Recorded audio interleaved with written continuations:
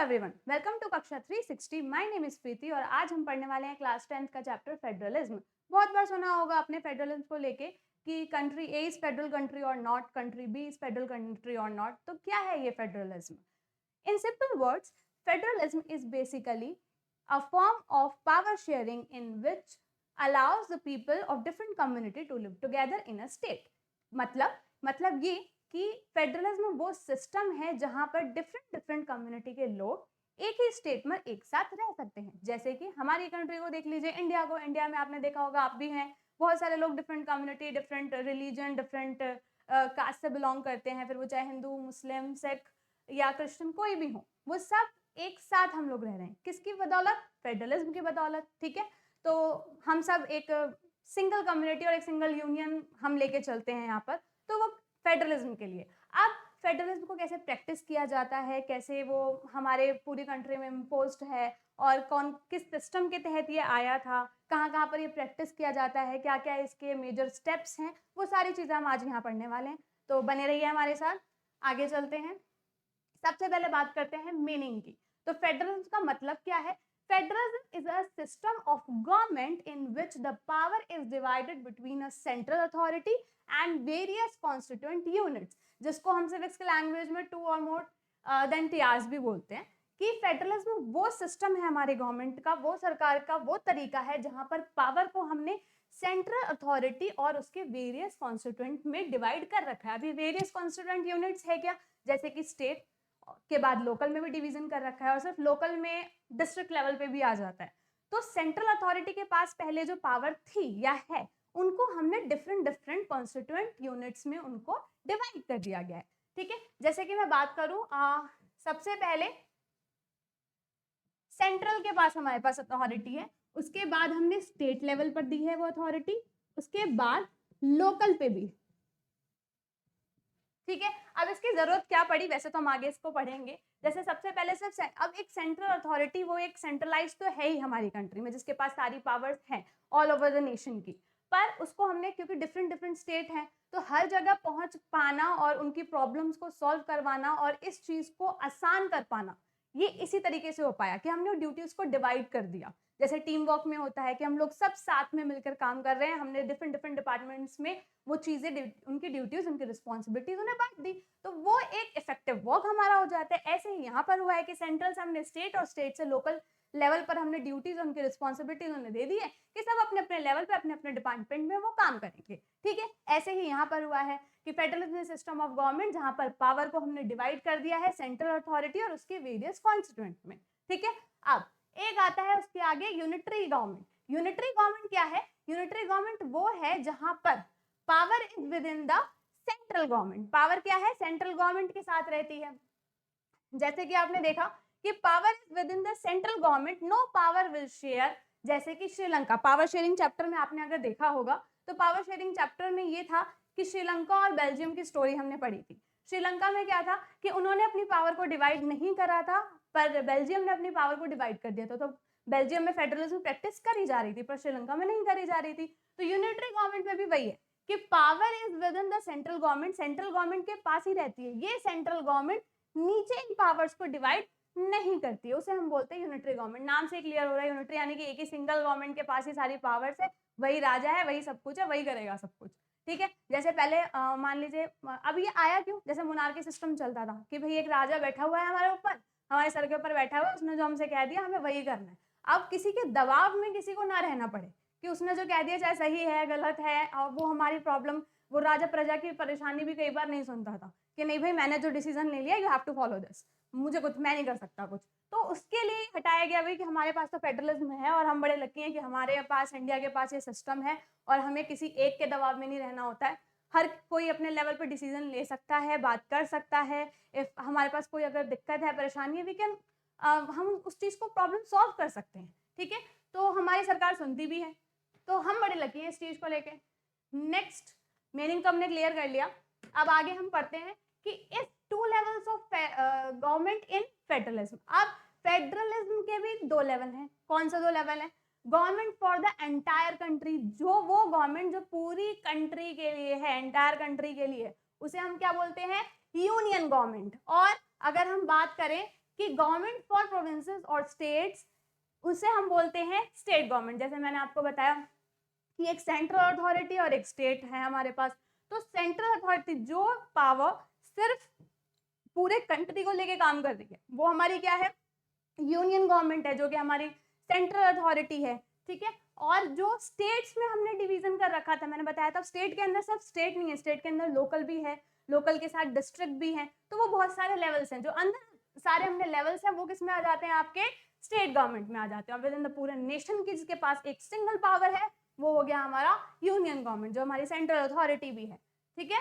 तो ये दो तरीके हमने देख लिए, सेंट्रल और स्टेट लेवल पे, ये दो लेवल हैं, ठीक है। नेक्स्ट पढ़ते हैं फीचर्स ऑफ फेडरलिज्म। फीचर्स, अब इनके फायदे क्या हैं, what are the importance, need, तो इनकी क्या जरूरत है और क्या अच्छाइयां हैं, एडवांटेजेस हैं, वो हम इसमें देखने जा रहे हैं।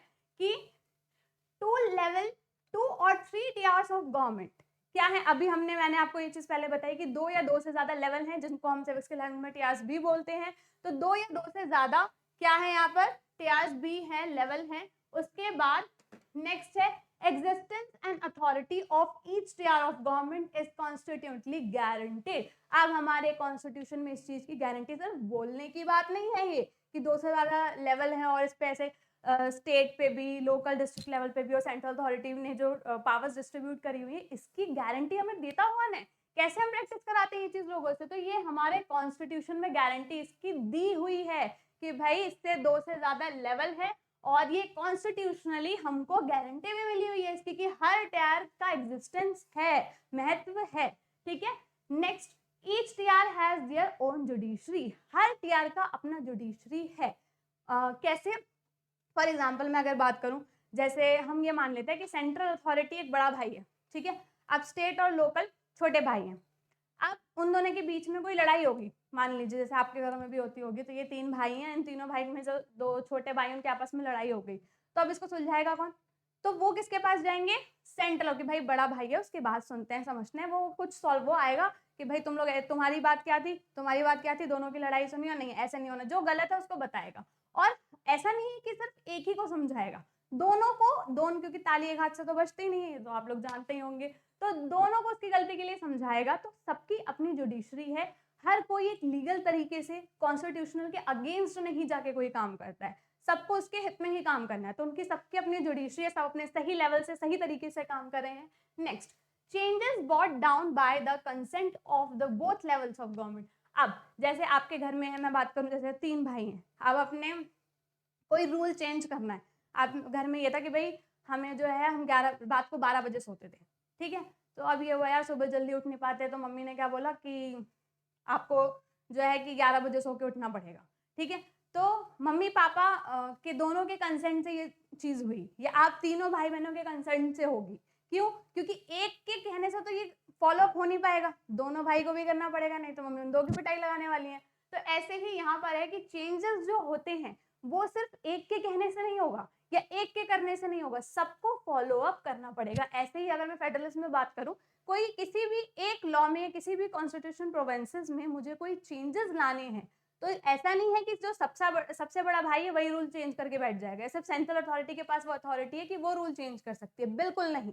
कौन चेंज कर सकते हैं, सेंट्रल और स्टेट, लोकल, सारे जो लेवल है स्टेट के अंतर्गत, ये भी समझो आप कि लोकल डिस्ट्रिक्ट आते हैं, ठीक है, तो मेन यही पावर थी पहले। तो सेंट्रल और स्टेट दोनों का कंसर्न जरूरी है, यहाँ पर दोनों की सूझबूझ आपस में जरूरी है, ठीक है, जिसके लिए तभी कोई चेंजेस आ सकते हैं, दोनों लेवल का होना जरूरी है, दोनों की भाई मेजोरिटी होनी चाहिए उसको, ठीक है। कोई एक सिंगल यूनिलेटरली उस चीज को चेंज नहीं कर सकता, किसी भी लॉ को, किसी भी प्रोविंसेस को, कॉन्स्टिट्यूशन के। नेक्स्ट, फाइनेंशियल अथॉरिटी क्या होता है कि फाइनेंशियल ऑटोनॉमी होता है यहाँ पर। फाइनेंशियल ऑटोनॉमी का मतलब क्या है कि देखो, अब सेंट्रल हो, स्टेट हो या लोकल हो, हर किसी को पैसा चाहिए, तो हर किसी को पैसा, ये पैसा आएगा कहाँ से, तो ये भी कॉन्स्टिट्यूशन में स्पेसिफाइड है क्या, कि आपको खुद से, ऑटोनॉमी मतलब खुद से ही ये फाइनेंशियल आपको पैसे अरेंज करने हैं, आपके पास खुद ही वो अथॉरिटी है कि आप उसको फाइनेंशियली इंडिपेंडेंट रहो,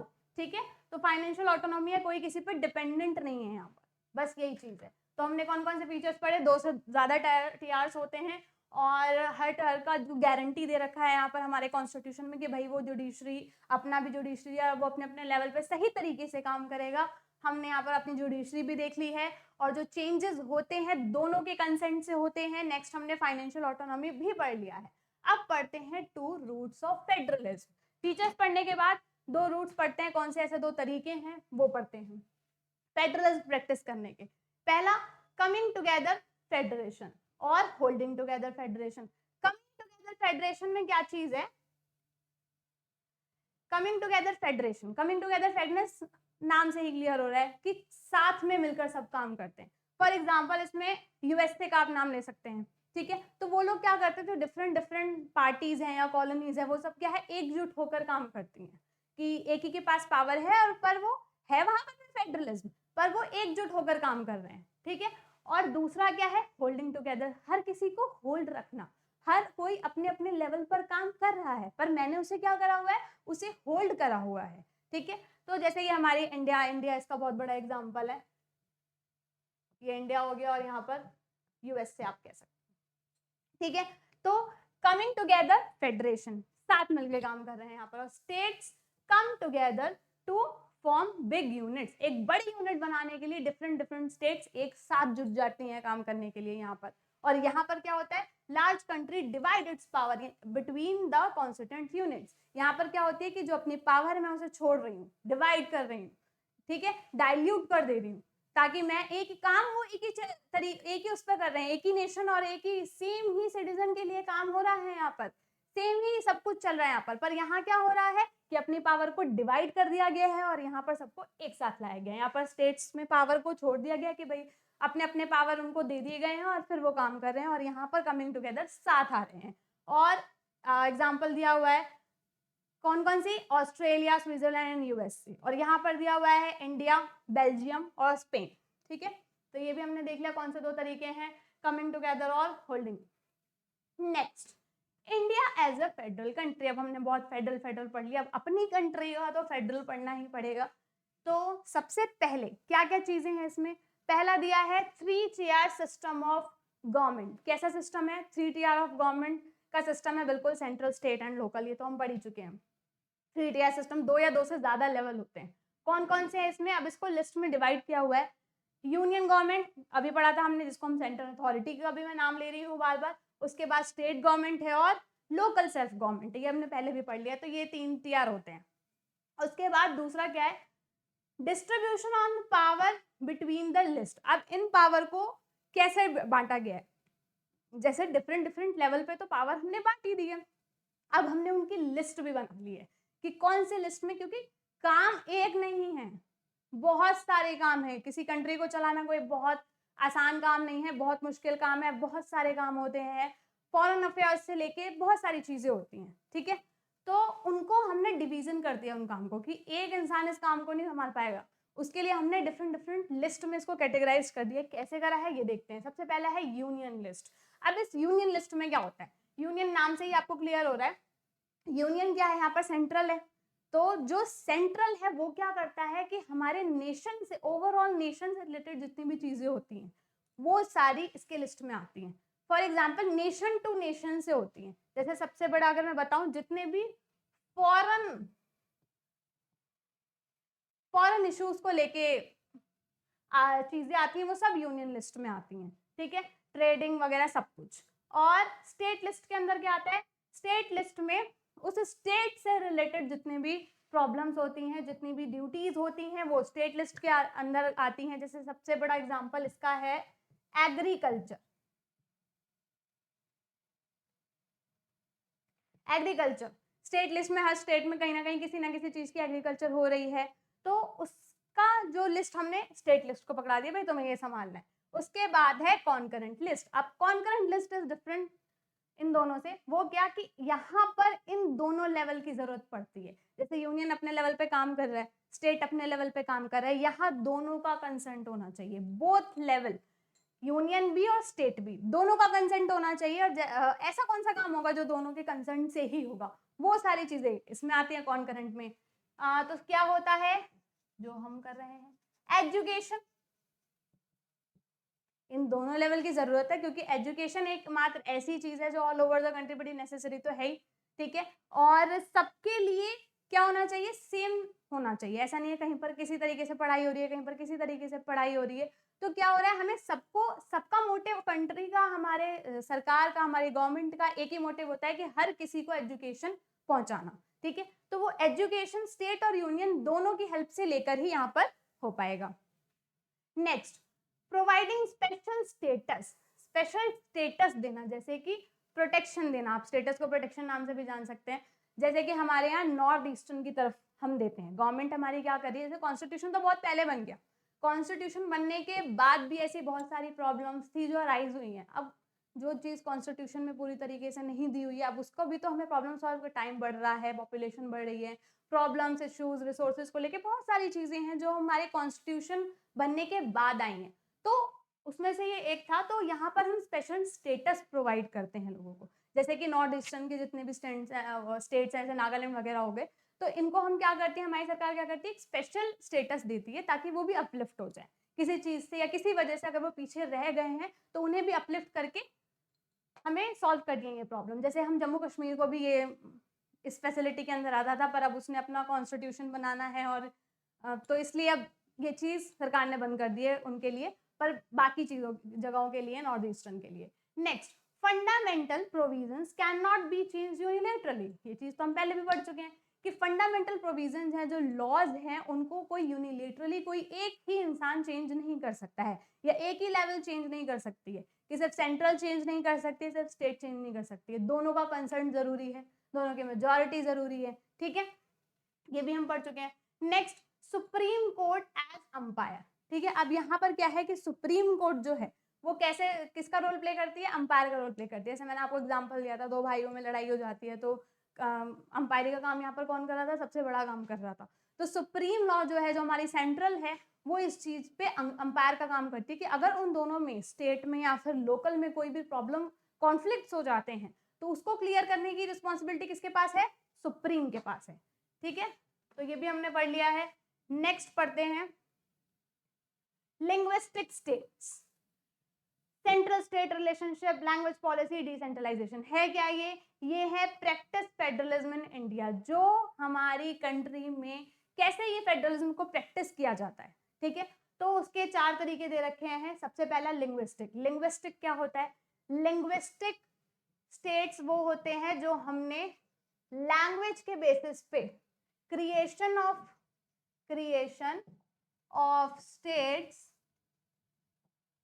on the basis of language, जो हमने, जैसे हमारी कंट्री में 28 स्टेट्स हैं, तो हमने इनको कैसे बांटा, किस तरीके से, कोई तो तरीका होगा, तो हमने लैंग्वेज के बेसिस पे बांटा है कि मराठी वालों को एक तरफ, तमिल वाले एक तरफ हैं, और पंजाबी वाले एक तरफ है, गुजराती वाले एक तरफ है। तो डिफरेंट लैंग्वेज वाले हमने ऐसे स्टेट्स बना लिया। सोचो अगर एक ही उसमें होते, एक ही में सब मिक्सअप होते, तो कोई आप लोगों में से कोई पंजाबी में समझता, कोई मराठी में समझता, कोई किसी और लैंग्वेज में समझता, तो मेरे लिए तो बड़ा मुश्किल हो जाता, मैं कैसे पढ़ाती, और आपके लिए भी बड़ा मुश्किल हो जाता कि आप कैसे वो इंस्टीट्यूट, वो स्कूल ढूंढते जो आपकी लैंग्वेज में पढ़ा रहा हो। तो ये तो खत्म ही नहीं होता कभी। तो इसलिए हमने क्या कर दिया कि डिफरेंट स्टेट बना दिया। अब उनके स्टेट में उन्हीं की लैंग्वेज की सारी चीजें चल रही हैं। तो ये थोड़ा सा हमने ये प्रॉब्लम, ये इशू खत्म हो गया यहाँ पर। दूसरा है सेंट्रल स्टेट रिलेशनशिप। सेंट्रल और स्टेट का रिलेशनशिप बिल्कुल है, उन दोनों के रिलेशनशिप से ही नेक्स्ट हमारा फॉर्म लोकल गवर्नमेंट का फॉर्म हुआ है। यहाँ पर उन दोनों का रिलेशनशिप बहुत जरूरी है। क्यों जरूरी है, क्योंकि जब तक सेंट्रल काम कर रहा है सिर्फ अकेले, उसकी रिस्पॉन्सिबिलिटी नहीं होनी चाहिए। उसने जो पावर को डिवीजन किया हुआ है, तो उनका यहाँ पर क्या हुआ है, इन पावर को डिवीजन के लिए एक दूसरे को इन्फॉर्मेशन देनी भी जरूरी है कि क्या स्टेट पे चल रहा है। तभी अगर सारे स्टेट्स को वो देखेगा, उनकी प्रॉब्लम्स देखेगा, क्या चीजें चल रही हैं, जो फीडबैक होगा, तभी वो कुछ नेक्स्ट स्टेप ले सकता है, ठीक है। तो यहाँ पर इनका रिलेशनशिप तो है ही है। और उसके बाद लैंग्वेज पॉलिसी में क्या है, जैसे पहले हमने ये सोचा था कि हम एक राष्ट्रीय भाषा बनाए, हिंदी को सोचा था हमने, पर वो इम्पोज हम नहीं कर पाए। क्योंकि खुद सोचिए आप, हमने एक, अगर हम ये बना देते, नेशनल लैंग्वेज बना देते कि हिंदी नेशनल लैंग्वेज बना, तो ये क्या है, जबरदस्ती आप लोगों पे दबाव डाल रहे हो हिंदी बोलने का, या उसको आप लोगों को मानने के लिए कि हमारी हिंदी ही राष्ट्रभाषा है। तो इस चीज पे लोगों, बाकी लोग जो तमिल वगैरह बोलते हैं, उनका क्या होगा, जिन्हें हिंदी नहीं आती है, तो हम कैसे मान ले राष्ट्रीय भाषा को? तो वो चीज में बड़े कॉन्फ्लिक्ट्स हुए। तो इस चक्कर से लैंग्वेज पॉलिसी ये खत्म कर दिया कि नहीं भाई नेशनल लैंग्वेज तो नहीं बना सकते, तो हमने उसकी जगह पे क्या बनाया, नेशनल की जगह ऑफिशियल लैंग्वेज बनाया। ठीक है, ऑफिशियल लैंग्वेज को लेके आए नेशनल की जगह, क्योंकि नहीं नेशनल नहीं बनानी, बहुत लोगों को ठेस पहुंच रही है, और ये जबरदस्ती इम्पोज नहीं करा सकते हम कोई चीज किसी पर। जो डिफरेंट डिफरेंट कम्युनिटी से या डिफरेंट डिफरेंट लैंग्वेज रीजनल के लोग हैं, हम उन पे किसी चीज का दबाव नहीं डाल सकते ना, वी आर डेमोक्रेटिक, तो ये चीज तो हो ही नहीं सकती जबरदस्ती वाली। तो हमने उसकी जगह पर वो हटा के हमने ऑफिशियल लैंग्वेज लेके आए, जिसमें हमारी हिंदी ऑफिशियल लैंग्वेज बनी और इंग्लिश भी बाद में। इसलिए आपके जितने भी स्कूल, कॉलेजेस, ऑफिस, फिर वो चाहे गवर्नमेंट हो प्राइवेट हो, इसमें यही 2 लैंग्वेज मिलेंगी आपको, या तो इंग्लिश या तो हिंदी। ठीक है, नेक्स्ट डिसेंट्रलाइजेशन, इसको वैसे हम डिटेल में आगे पढ़ेंगे। डिसेंट्रलाइजेशन क्या है? डिसेंट्रलाइजेशन वो है जहां पर पावर को डिवाइड कर दिया जाता है, ये तो हमने देखा ही, और इन पावर को हम लोकल लेवल तक पहुंचा देते हैं कि वो power, decentralisation is the process where power divided between the central authority to local government. Central authority अपनी पावर्स को लोकल गवर्नमेंट को दे देता है, तो ये होता है डिसेंट्रलाइजेशन, कि वो सेंट्रलाइज्ड था, यूनियन गवर्नमेंट, यूनियन हमारी सेंट्रलाइज थी, उसने क्या कर दिया, अपने आप को डिसेंट्रलाइज कर दिया। कैसे कर दिया? पावर को अपनी डिवाइड करके लोकल गवर्नमेंट तक पावर दे दी। तो ये भी एक था। तो ये constitution provisions are necessary for the success of federalism but these are not sufficient. मतलब क्या है इसका, कि जो कॉन्स्टिट्यूशनल प्रोविजंस है, जो लॉज हैं, वो जरूरी है, और उनकी सक्सेस के लिए सिर्फ इतना ही काफी नहीं है, सिर्फ लॉज बना दिए और प्रोविजंस बना दिए, सिर्फ उतना ही काफी नहीं। जैसे मैं आपको एक एग्जांपल देती हूँ, आप लोग एग्जाम आ रहे हैं यहाँ पे, काफी लोगों ने सोचा होगा कि हम टाइम टेबल बनाते हैं और इस टाइम टेबल के हिसाब से ही पढ़ाई करेंगे, यार बोर्ड्स आने में भी टाइम नहीं है ज्यादा, पर हम उसे फॉलो ही नहीं कर रहे हैं। उस टाइम टेबल को बना के तो हमने अलमीरा पे और अपने कबर्ड पे बहुत आसानी से चिपका दिया है, पर हम उसे फॉलो अप नहीं कर रहे हैं, तो वो कब तक नहीं हो, पढ़ाई तो कर नहीं रहे हो, टाइम टेबल फॉलो नहीं कर रहे हो, फिर सोच रहे हो कि 100% मार्क्स आएंगे और अच्छे नंबरों से पास होंगे। तो सिर्फ लॉ बना लेने से या सिर्फ टाइम टेबल बनाने से नहीं सक्सेस मिलती है। कैसे मिलती है? उसको फॉलो अप करने से। तो फॉलो करिएगा इस चीज को, और नहीं बनाया टाइम टेबल तो बना लीजिए। तो यही पर यहाँ पर हमने देख लिया कि कॉन्स्टिट्यूशन प्रोविजन से सिर्फ उसकी सक्सेस के लिए इतना ही सफिशिएंट नहीं है। नेक्स्ट डिसेंट्रलाइजेशन, जो अभी हमने पीछे देखा था। तो सेंट्रल डिसेंट्रलाइजेशन इन इंडिया, हमारे इंडिया में बिल्कुल है, लोकल गवर्नमेंट है, उसका जिक्र मैंने किया था। तो decentralisation through constitution amendment act 1992, ये आया कहाँ से? जो कॉन्स्टिट्यूशन में अमेंडमेंट मतलब जो भी हमारे कॉन्स्टिट्यूशन में चेंजेस आते हैं, उसको हम पॉलिटिकल लैंग्वेज में अमेंडमेंट कहते हैं, सिविक्स लैंग्वेज में। तो जो कॉन्स्टिट्यूशन चेंज आया था, अमेंडमेंट एक्ट आया था 1992, उसमें ये डिसेंट्रलाइजेशन आया। पहले सिर्फ यूनियन और स्टेट था, फिर उसके बाद इसके लोकल भी आया। When power is taken away from the central and state government and given to the local government, जब पावर क्या कर ली जाती है? सेंट्रल से, सेंट्रल और स्टेट से पावर को क्या कर दिया गया? किसको दे दी गई? लोकल गवर्नमेंट को दे दी गई। It is called decentralisation, simple. जहां से हमने क्या करा है, सेंट्रल और स्टेट से पावर लेके लोकल गवर्नमेंट को पावर दे दी है, उसे हम बोलते हैं डिसेंट्रलाइजेशन। ठीक है, अब इस डिसेंट्रलाइजेशन के मेजर स्टेप्स क्या है, क्या कौन से ऐसे स्टेप्स होते हैं जिससे डिसेंट्रलाइजेशन को हम प्रैक्टिस करते हैं, क्या जरूरत थी इसकी, क्यों करना पड़ा ये? तो लोकल गवर्नमेंट तक तो ड्यूटीज पहुंचानी थी, और सबसे बड़ी चीज हमने ये ड्यूटीज और ये रिस्पॉन्सिबिलिटी, ये पावर हमने लोकल गवर्नमेंट को दी, इसलिए दी क्योंकि लोकल गवर्नमेंट के लोग, यहाँ जो लोकल लेवल के लोग हैं, उनसे बेहतर कोई नहीं जानता होगा ये चीज कि उनके साथ क्या प्रॉब्लम्स हैं, क्या इश्यूज उनके साथ हैं। तो लोकल लेवल तक जाके हर किसी को, हर किसी की प्रॉब्लम को, उनके इश्यूज को हम क्लियर कर सकें, इसलिए ये लोकल लेवल भी बना। ठीक है, क्योंकि एक सेंट्रल या स्टेट से काम नहीं चलेगा। स्टेट में बहुत सारे डिस्ट्रिक्ट होते हैं, हर डिस्ट्रिक्ट में हर कोने तक पहुंच के हमें वो प्रॉब्लम्स क्लियर करनी है, फिर वो पॉवर्टी हो या फिर स्कैर्सिटी ऑफ फूड हो, कुछ भी हो, एजुकेशन रिलेटेड इश्यूज हो, वुमेन एम्पावरमेंट चीज़ों को लेके, इन सारी चीज़ों को लेके हमें इश्यूज खत्म करने थे, तो लोकल लेवल तक, हर डिस्ट्रिक्ट तक पहुंचना है भाई, हर कोने तक पहुंचना है, इसलिए लोकल लेवल को पावर देनी पड़ी, इसलिए डिसेंट्रलाइजेशन आया, ठीक है, जो बहुत अच्छी चीज है। अब इसके मेजर स्टेप्स कौन कौन से फटाफट देख लेते हैं। तो रेगुलर इलेक्शंस, सबसे पहला रेगुलर इलेक्शंस इससे हुए, क्योंकि जो स्टेप्स थे उसमें रेगुलर इलेक्शंस का रोल ये था कि हमें रेगुलर ऑन द रेगुलर, इसका मतलब ये नहीं कि रोज इलेक्शन हो रहे हैं, रेगुलर इलेक्शन का जो भी उनका टाइम पीरियड है उस पर उनकी उसको ड्यूटी बना दी गई लोकल लेवल को कि भाई ये ध्यान रखेंगे, ये हमने एक कमीशन बना दी है इलेक्शन की कि ये रेगुलर बेसिस पे सही तरीके से इलेक्शन कराएगी, कंडक्ट कराएगी, ठीक है। तो रेगुलर इलेक्शंस हो रहे हैं अब वहां पर।